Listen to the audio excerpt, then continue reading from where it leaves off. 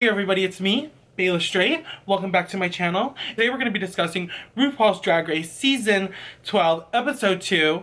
So let's go ahead and jump into it. Alright, so the first queen to walk into the room was Rock'em Sakura. She was giving like full energy. She was a little bit too much for me, and I was like, what's real, what's fake, bitch? Her outfit was cute. It was a little Sailor Moony. It was a little kawaii. Kawaii. Alright, so the next queen to walk into the room was Dahlia Sin. And I loved her attitude. She was like, I'm gonna steal your man. Like, bitch, we've all been there.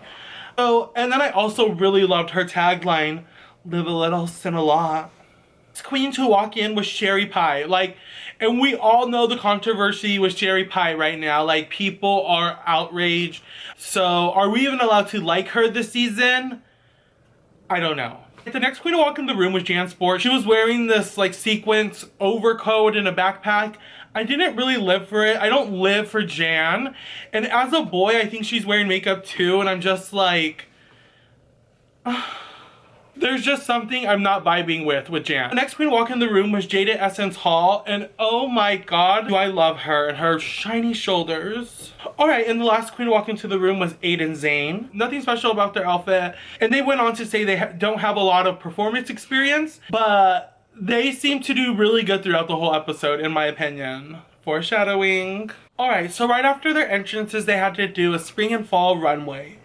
And Rock'em's, I really liked the sleeves that she like made herself, or like she drew the design on the sleeves, but I didn't like her under outfit. It was just like overalls. I don't really know what was going on. And then for her fall look, it was cute. It got the point across. It was fashion. So there we go. Then Dahlia Sin walked out, and I loved her green look. It was the ostrich feathers, a tight little body, orange hair. I love orange hair. And then for her fall look, she went ahead and wore this like black Eskimo full body cover up, like fur feathers. There was something all lining it and all out through it. And it was cute. But I don't know how I feel about it. I really don't know how I feel about it. And then Sherri Pie comes out, and for her spring look, she does this tassel like dress.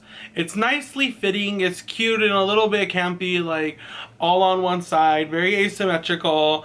And then she comes out and her fall look, which is like this black look, and I hated it.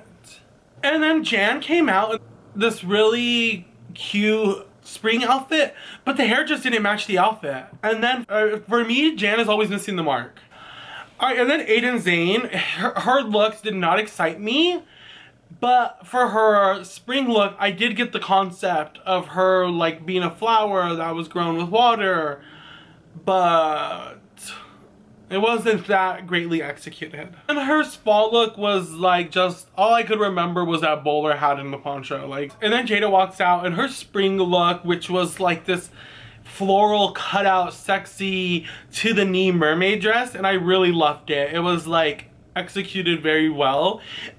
And then for her fall look, she gave a really pant bodysuit. It was really different from her first look. I think she just felt this might be my only chance to wear pants. Like, let me put them on. Let me show them versatility. Alright, so they have to do a Chicago Fosse number. If that was me, I had no idea what that is. I had no idea what was really going on. He just kept on saying Fosse and Chicago, and I've only seen that movie once as a child. Or they go ahead and they start doing choreography. They put Rock'em Sakura in charge. During rehearsal, Jada was like, let's make it simple, but Jan and Sherri wanted to make it complicated. So there was a back and forth for a really long time, and then they ended up losing their rehearsal time. So they ran out of time to rehearse, and Jada was like, we should have just made it simple. Then Sherri said that we should have made it simple from the start, and then it just made it even to a bigger fight, and they got nothing done. Alright, so then Rock'em Sakura, after being in charge and after all that fighting went on, she said she felt very vulnerable in that situation because she felt in charge of these people, and it took her back to a dark place when she said that her mom said that Rock'em was the reason that they do drugs. Everybody was really supportive, and honestly, that like made me tear up, like, honestly. Then the main show starts, and RuPaul has these like flashy marquees that spell out his name, which I don't know if that was a new detail for this episode, but I was living. For RuPaul's feather dress, I feel like Dahlia did the feather dress a little bit better this episode, especially since it was green. It was like too close to call, and I just wasn't living for his as much as I was for Dahlia. For the Farsi number, I think Zayn did really good. Anne did really good in the challenge, but her look was just horrible.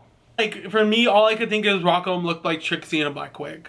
My bad. Right after their Fosse number, then comes the runway, and the category was tulle, which, oh my god, it was really cute in my opinion. Alright, so first up on the runway was Aiden, and actually this was the first outfit I liked from him all episode. It was cute, it was flirty, it was sophisticated, it was glamour, but it was still very on brand for him. Or her. And then right after Zayn was Dahlia. Dahlia was in these red thigh-high boots, and she had this nice brown hair, and she looked good. Then there was Jaida Essence Hall looking like she used all the tulle. Like, I fucking love that yellow tulle. She looked like everything in that. Alright, and then came out Jan. She came out in a tulle construction worker outfit using tools. You know, she went there. It was smart, it was clever, it was kind of cute, but it wasn't all the way cute. And then there was Rakam Sakura, who was next on the runway, and I loved her tulle moment. It was reminiscent of K-pop Princess Soju. It was reminiscent of Kim Chi, in my opinion. But it wasn't a bad look. It wasn't a bad look at all.